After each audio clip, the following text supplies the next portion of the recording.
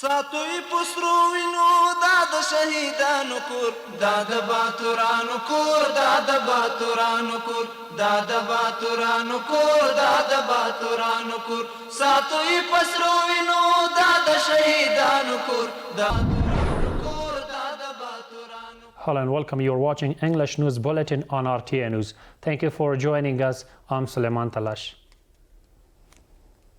We begin with an eighth cabinet meeting chaired by Mullah Muhammad Hassan Akhund, the Prime Minister of the Islamic Emirate of Afghanistan. Discussions were held on the country's economic, social and cultural issues, and necessary decisions were made. In the meeting, the technical delegation for determining the railway gauge from Hiratan to Spin Boldag under new Afghan trans was approved. According to the decision, the railway width will be set at 1,520 millimeters, while its gauge will be 1,435 millimeters. Meanwhile, the cabinet decided to review the activities of refugee committees to accelerate the distribution of land to returnees and ensure it is allocated to those deserving it. On the other hand, Deputy Prime Minister for Economic Affairs Mullah Abdul Ghani Biradar Akhund says regional and international countries are expanding economic ties with Afghanistan.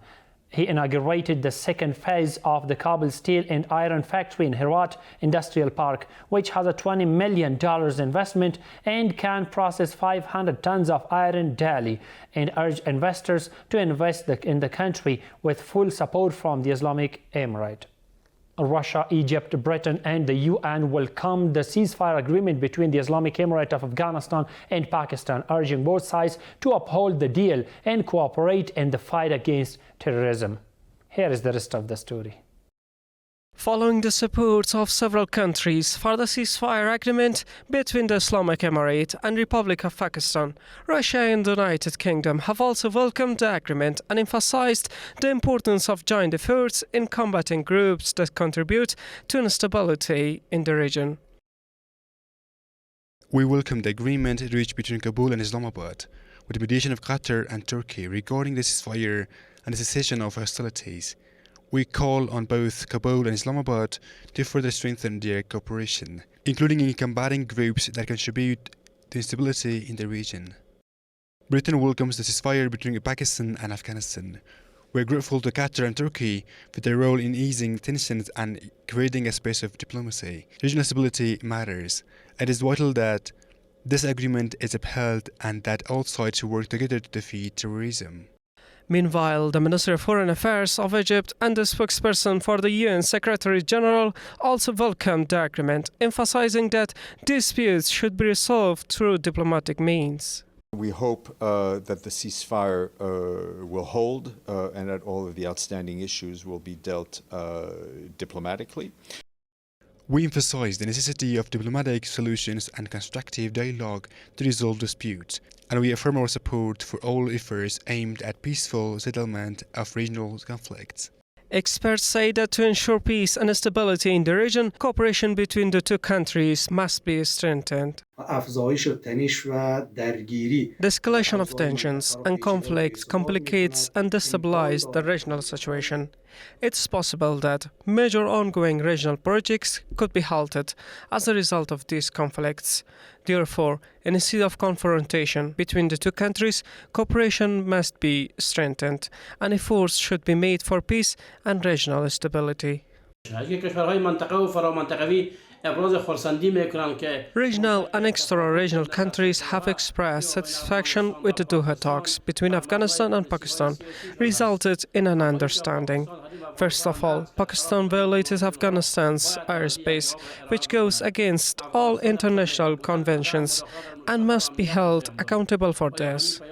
Several countries, including China, Iran, Saudi Arabia, Oman, as well as the Organization of Islamic Cooperation and the Muslim World League, have also welcomed the ceasefire agreement between Kabul and Islamabad, adding that resolving tensions through dialogue is a constructive step. The Egyptian Ministry of Foreign Affairs has welcomed the ceasefire agreement between Afghanistan and Pakistan. In a statement, the ministry said Cairo hopes the agreement will help to end violence, prevent a further bloodshed, and pave the way for lasting peace and stability in the region. The statement also emphasized that conflicts must be resolved through dialogue and diplomatic means, adding that Egypt supports all efforts and initiatives aimed at peacefully resolving regional disputes. Maulavi Ihsanullah Abed, Director of Martyrs and Disabled Affairs in Baghlan Province, traveled to Burkat district to address the challenges faced by orphans, widows and persons with disabilities and to ensure better services from them. During the visit, discussions were held on sharing accurate information by village elders with the department's staff during the process of identifying and registering orphans, widows and persons with disabilities, as well as several related issues. The district governor of Burqa assured full cooperation with the Directorate of Martyrs and Disabled Affairs in identifying these individuals and resolving their problems. Meanwhile, Mullah Nuruddin Torabi, head of the National Disaster Management Authority, signed a cooperation agreement worth $999,293 with Abdurrahman Tariq, Program Director of the Afghan Aid Organization. According to the agreement, the organization will provide cash assistance, health supplies, and other essential aid to thousands of families in the Sauqay and Nurgal districts of Kunar province. Meantime, the UNHCR says Italy has donated €2 million to support Afghan returnees, benefiting over 20,000 families. Afghanistan's Ministry of Economy welcomed the aid and called on the international community to increase assistance to Afghan nation. Take a look. The Italian Foreign Ministry has announced a €2 million donation to support these journeys in Afghanistan. In a post on its X page, the ministry said that Italy will continue providing assistance to help Afghan returnees rebuild their lives. Italy continues strong support for Afghan returnees, committed to providing ongoing assistance to help them rebuild their lives. Meanwhile, the UNHCR welcomed Italy's donation, saying that it will help meet the basic needs of over 20,000 Afghan returnees. UNHCR Afghanistan thanks Italy for its generous €2 million support to returnees and vulnerable host communities. This assistance is being provided to more than 20,000 people, over half of whom are women and girls. The Ministry of Economy of the Islamic Emirate expressed gratitude and appreciation for Italy's recent assistance in support of migrants. We urge the international community and humanitarian organizations to increase their aid to support returnees. The UNHCR says this vital support will benefit over 20,000 people, more than half of whom are women and girls. We now ask to be given land so we can build a home. We were heading to Mazar, but we don't have enough space to spend the night. Some relatives have homes there, and we will go to them. If we were given temporary shelter, that will help. If not, we will live to like this. Afghan returnees say their biggest concerns are the approaching of cool season and the lack of adequate shelter. Fateh Mohammed, a 50-year-old father, responsible for 13 involved family members, says he has spent nearly 40 years in Pakistan. He welcomed the Islamic Emirate assistance and urged international organizations to provide shelter for Afghan returnees. We have been in Pakistan for 30 to 40 years and now have returned. If a relative gives us a room, we will stay. If not, we will spend our days and nights in the open desert. We have nothing, no land, no room, nothing. If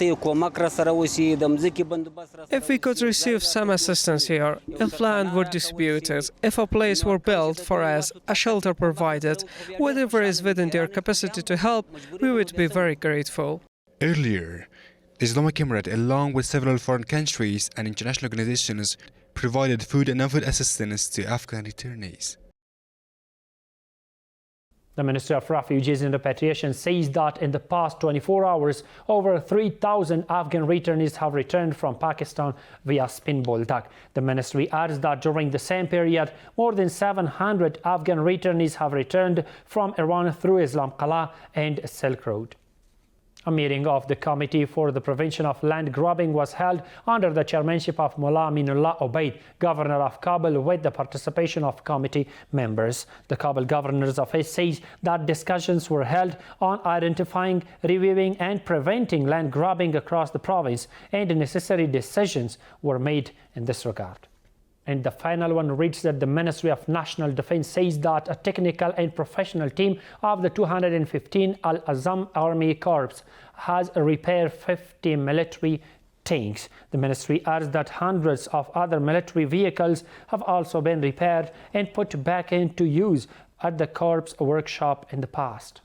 That's all for now. Stay tuned to the latest news updates from RTA News. Thank you for watching. ساتوی پسرو وینو دا د شهیدانو کور دا د باتورانو کور دا د باتورانو کور دا د باتورانو کور دا د باتورانو کور ساتوی پسرو وینو دا د شهیدانو کور دا